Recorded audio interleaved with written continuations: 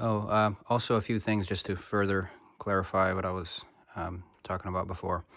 So this guy here, your water to air intercooler, just to explain. The turbos, whenever they force air into the motor, that's where air goes through. It goes through this side of the core, and they come out of the other side of the core and into your motor. Through the sides here is where your coolant goes through. The coolant gets pumped through the sides, and that coolant goes through the core, cools the air that's going through it, comes out the other side. That coolant in change, that's what goes to these heat exchangers that you have here. So this guy is cooling the air charge. The coolant that gets through here is now hot, and they go to those guys, and they get cooled by your incoming air, and then they get cycled back into the system. Now, in the car, there's going to be a really big aluminum tank that's going to be mounted on the passenger side fender on that side, and that's where the pump is mounted, and that will probably be somewhere around 5 gallons or so. If I can get it a little bigger, I will. The more capacity we can have, the better. So then you have that big tank that sits back there. That's where the pump is housed.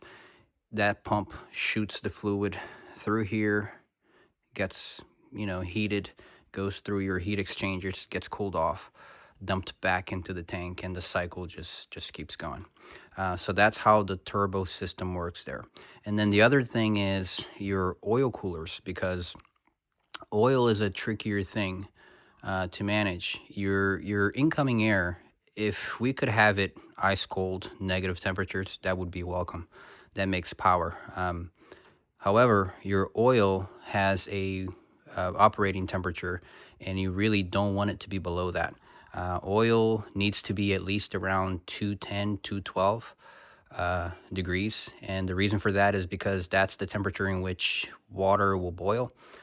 So then basically what's happening is your oil has to be brought to a boiling water temperature so that all the water contaminants that it's picking up as it goes through the motor, all the sweat that it's picking up, it can be burned off the oil, and the oil can be pure. So that's the temperature we want to be at. Somewhere between 210 and 220 is perfectly acceptable for oil, and that's where you want it.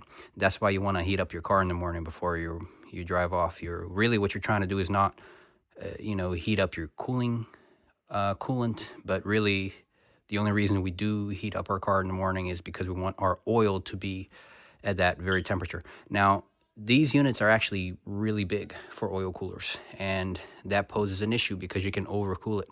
So the way that this system works is both for your engine oil and your transmission oil. The engine has a thermostat block in it, and so does the transmission. So basically what happens is that thermostat can close the passage that would be sending oil to these coolers. So this is what happens. You turn your car on in the morning. Oil does not come through the coolers. It stays within the motor because that thermostat has not reached its temperature yet, so it's closed. So what happens is it cycles oil through your engine. It heats up pretty quick. Once it gets to the temperature that it needs, then it starts to open and release the oil to be brought to your coolers. So then it has that motion of restricting flow and enlarging the flow so you can keep the oil right where you want it. So that way, it won't take an hour to heat up in the morning, but it also won't take an hour to cool off after you get a little frisky on the highway. You should bring it right back down, or it might not even move at all. Who knows? We'll see. They're fairly big size. So same scenario for your engine, for your transmission. They have to be at a certain temperature. They can't be cold, harmful if they are. It can't be too hot, also harmful if they are.